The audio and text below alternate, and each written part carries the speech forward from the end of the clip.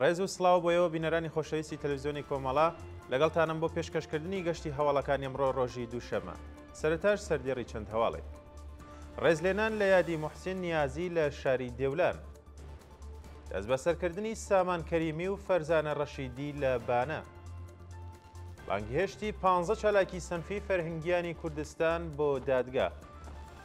گیانبەخەتکردنی 3 ئەندامی یاساییشی ڕۆژاوای کوردستان لە هێرشی داعشدا.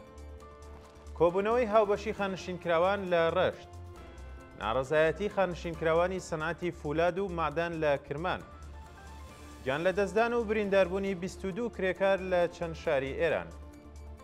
بەشداری ئێرانیانی ئازادی خواز لە ئەکسیۆنی دژبەرانی فاشیزم لە ئاڵمان.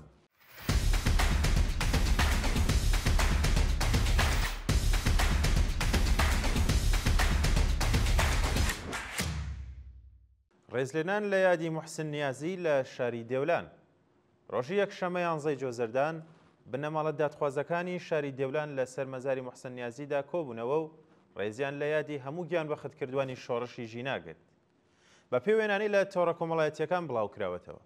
هاوکات لەگەڵ ساڵڕۆژی لەدایکبوونی موحسین نیازی بنەماڵە دادخوازەکانی دێولان لە سەر مەزاری و گیانبەخەتکردووە کۆبوونەتەوە و بۆ جارێکی دیکە پەیمانیان لەگەڵ ئاوەتەکانی نوێ کردوێتەوە. ڕۆژی 29 خەزەڵوەری ساڵی 1401 هەتاوی موحسین نیازی وەرزشوانی خەڵکی دێولان لە کاتی بەشداری لە ناڕەزایەتیەکانی شۆڕشی ژینادا بە تەقەی ڕاستەوخۆی سەرکوتگەرانی کۆماری ئیسلامی گیانی بەخت کرد. دەست بەسەرکردنی سامان کەریمی و فەرزانە ڕەشیدی لە شاری بانە. لە ڕۆژانی ڕابردوودا بەندکراوێکی سیاسی خەڵکی بانە بە ناوی سامان کەریمی و هاوژینەکەی بە ناوی فەرزانە ڕەشیدی بۆ جارێکی دیکە لەلایەن هێزە ئەمنیەکانەوە دەست بەسەر کراون.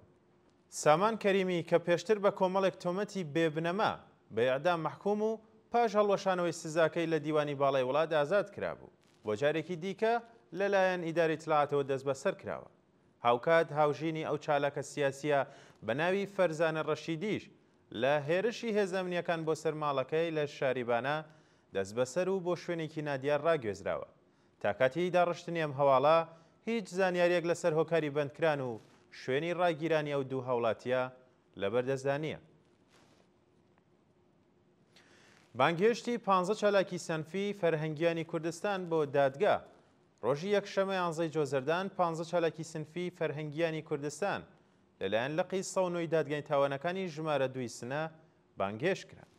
بەپێی راپۆرتی شۆرای هەوئاهەنگی ڕێکخراوە سەنفیەکانی فەرهەنگیانی ئێران، محەممەد ڕەزا مورادی، سەلاحەدین حاجی میرزایی، بێهزاد قەوامی، سەید غەیاز نیعمەتی، ڕەزا تەهماسپی، شەهریە نەدیمی، ئارام ئیبراهیمی، سادق کەنعانی، مەجید کەریمی، موختار ئەسەدی، فاتمە زەند کەریمی، نەسرین کەریمی، فەیسەڵ نووری، ڕزگار حەیدەری و کۆرەژ عیزەتی ئەمینی بە تۆمەتی تێکدان یاساییشی گشتی بۆ لقی سەونۆی دادگای تاوانەکانی شاری سنە بانگهێشت کراون. سووتانی دارستانەکانی ناوچەی سێچکانی مەلەکشایی لە ئیلام. ڕۆژی یەکشەمە 11 جۆزەردان دارستانەکانی ناوچەی سێچکانی سەر بە شاری مەلەکشای ئیلام لە ئاگردا سووتان و زیانێکی زۆر بە ژینگەی ناوچەکە گەیشت. بە پێی دیمەنانەی لە تۆڕە کۆمەڵایەتیەکان بڵاوکراونەتەوە، خەڵکی ناوچەکە بەهانەی ژینگە دۆستانەوە چوون و بە دەستی بەتاڵ هەوڵی دامرکانەوەی ئاگرەکەیان داوە. ژینگە دۆستانی پارێزگای ئیلام ڕایان گەاندووە کە لایەنە پەیوەندیدارەکان ئیمکاناتیان بۆ کۆنتڕۆڵکردنی ئاگرەکە دابین نەکردووە و کاتێک پەیوەندیان بە ئیدارەی سەرچاوە سروشتیەکانەوە کردووە وەڵامیان وەرنەگرتوێتەوە. گیانبەخەتکردنی 3 ئەندامی یاساییشی ڕۆژاوای کوردستان لە هێرشی داعش. ڕۆژی یەکشەمە 11 جۆزەردان 3 ئەندامی ئاساییشی حەسەکە لە ڕۆژاوای کوردستان لە هێرشی چەکدارانی داعشدا گیانیان بەخت کرد. بە پێی زانیاریەکان چەکدارانی داعش بە بۆمب هێرشیان کردوتە سەر بازگەیەکی پشکنین لە جادەی ڕەقە بۆ حەسەکە و وێڕای کوشتنی 3 ئەندامی یاساییش کەسێکیان برینداریش کردووە. شایانی باسە کە فەرماندەی هێزەکانی سێندکام سەبارەت بە پەرسەندنی هێرشەکانی داعش پاش دەسەڵات گەیشتنی ئەحمەد شەرە لە سووریا هۆشداریان داوە. کۆبوونەوەی هاوبەشی خانشینکراوان لە ڕەشت. خانشینکراوانی بەشە جۆراوجۆرەکانی گیلان ڕۆژی یەکشەمە 11 جۆزەردان لە کۆبوونەوەیەکی هاوبەشدا لە شاری ڕەشت پشتیوانی خۆیان لە مانگرتنی سەراسەری کامیۆنداران دووپات کردەوە. خانشینکراوانی بەشدار لەو کۆبوونەوە بە بەدەستەوەگرتنی پلاکارد و وتنەوەی دروشم خوازیاری زیادکردنی هەقدەست بەکردەوە دەرهاتنی گەڵاڵی هاوسانسازی، دابینکردنی بیمەی تەکمیلی و پێدانی مەزایی خانشینی بوون. ناڕازیان لە دروشمەکانیاندا خوازیاری ئازادی هەموو کامیۆندارانی دەست بەسەرکرا و پاڵپشتی چین و توێژەکانی کۆمەڵگا لەو مانگرتنە سەراسەریە بوون. ناڕزایەتی خانشینکراوانی سەنعەتی فولاد و معدەن لە کرمان. خانشینکراوانی سەنعەتی فولاد و معدەن لە کرمان ڕۆژی یەکشەمە 11 جۆزەردان لە بەردەم سندوقی خانشینیدا کۆبوونەوە و خوازیاری جێبەجێکردنی داخوازیەکانیان بوون. خانشینکراوانی ناڕازی بە وتنەوەی دروشم، خوازیاری زیادکردنی هەقدەست بە پێڕژەی هەڵاوسان، هاوسانسازی هەقدەست، بەهرەمەندبوون لە دەرمانی خۆڕایی، پەرداختی مەزایە بڕاوەکان و هەڵوەشانەوەی بڕیاری دەوڵەت بۆ تێکەڵکردنی سندوقەکانی خانشینی بوون. جێگای ئاماژەیە کە ژووری بازرگانی ئێران لە کردەوەیەکی دژە کرێکاریدا کرێکارانی معدەنی لە مافی پیشەی سەخت و زیانبارەکان بێبەش کردووە. گیان لە دەستدان و برینداربوونی 22 کرێکار لە چەند شاری ئێران. لە ڕۆژانی ڕابردوودا بەهۆی نەبوونی ئیمەنی شوێنی کار 4 کرێکار لە شارەکانی زەرقان و تاکستان گیانیان لەدەستدا و 7 کرێکاری دیکەش لە شارەکانی زەرقان، ئاستانەی ئەشرەفیە، تاران، شەهینشار و کەرەج بریندار بوون. بەپێی راپۆرتەکان بەهۆی تەقینەوە لە پاڵاوگەی زەرقانی فارس 3 کرێکار گیانیان لەدەستداوە و 13 کرێکار بریندار بوون. لە تاران کرێکارێکی ئەفغانستانی بەهۆی بەربوونەوە لە بەرزایی بە سەختی بریندار بووە و لە ئاستانەی ئەشرەفیە کرێکارێکی تەمەن 48 ساڵی شارەوانی ئەو شارە بەهۆی ڕووداوی هاتوچۆ بریندار بووە و ڕەوانەی ناوەندە دەرمانیەکان کراوە. لە شاهینشار بەهۆی ئاگرکەوتنەوە لە بازاڕی ئەو شارە 2 کرێکار بریندار بوون. هەروەها لە شاری تاکستان کرێکارێک بە ناوی حەبیب خەلەج تەمەن 31 ساڵ بەهۆی بەربوونەوەی 3 تۆنی زووگان بەسەریدا گیانی لەدەستداوە و لە شاری کەرەجیش پیاوێک ئەسیدی بە دەموچاوی موعەلیمێکدا پرژاندووە و ئەو موعەلیمەش بە سەختی بریندار و لە نەخۆشخانە بەستەری کراوە. لە سێدارەدانی 4 بەندکراو لە 3 زیندانی ئێران ڕۆژانی یەکشەمە و دووشەمەواتە 11 و 12 جۆزەردان حکمی ئەدامی 4 بەندکراوی بەلوچ بە تۆمەتەکانی پەیوەندیدار بە مادەی هۆشبەر و کوشتنی بانقەست لە زیندانەکانی بەم، زاهیدان و کەهنوت جێبەجێ کرا.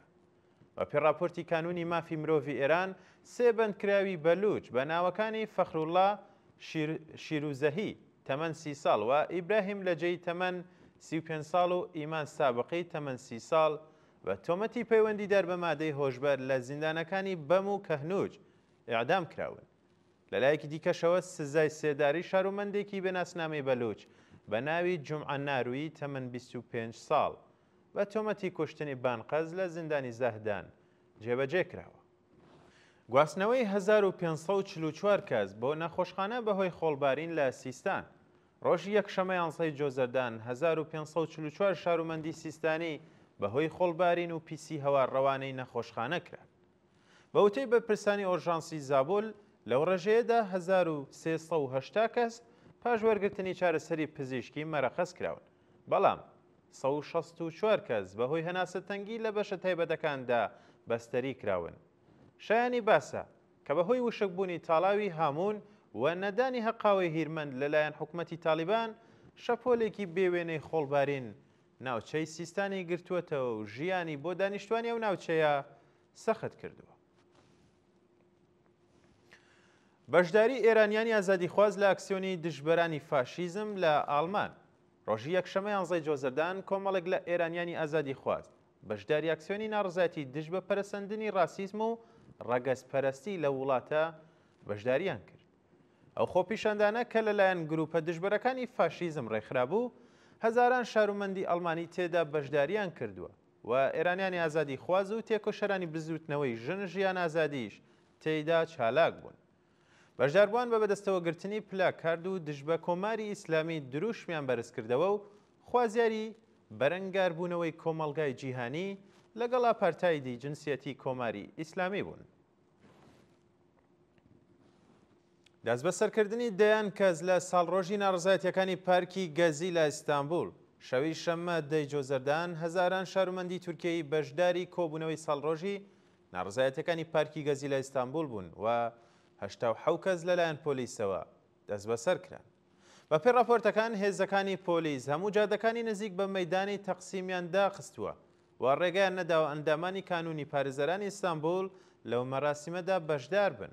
شەوی شەممە هەزاران شارۆمەندی تورکیایی لە مەیدانی تەقسیم کۆبوونەوە تاوەکو ڕێز لە یادی قوربانیانی هێرشی پۆلیس لە ساڵی 2013 بۆ سەرخۆپیشاندەرانی پارکگەزی بگرن. بەڵام هێز ئەمنیەکان هێرشیان کردە سەریان و 87 کەسیان دەست بەسەر کرد. و دوایین هەواڵمان سەبارەتە بە کوژران و برینداربوونی 53 کەس بەهۆی ئاگرکەوتنەوە لە نەخۆشخانەی هامبۆرگ. ڕۆژی یەکشەممە 11 جۆزەردان ئاگر لە نەخۆشخانەیەکی شاری هامبۆرگ لە ئاڵمان کەوتەوە و بۆ هۆیەوە 3 نەخۆش گیانیان لەدەستدا و 50 کەسیش بریندار بوون. بە وتەی سەرۆکی ڕێکخراوی ئاگرکوژێنەوەی هامبۆرگ هێشتا هۆکاری ئەو ڕووداوە ڕوون نییە، بەڵام ئاگرەکە لە نەهۆمی یەکەمەوە دەستی پێکردووە و بۆ تەبەقەکانی دیکە پەرەیسەندووە. لە ئەنجامیەوە ڕووداوەدا 3 نەخۆشگیانیان لەدەستداوە و 50 کەسیش بریندار بوون کە دۆخی تەندروستی 3 کەس ناجێگیرە و 16 کەس برینەکانیان سەختە. بەڵێ بینەرانی خۆشەویست، گەشتی هەواڵەکانم پێشکەشکردن کات و ساتێکی خۆش بۆ هەموو لایەک.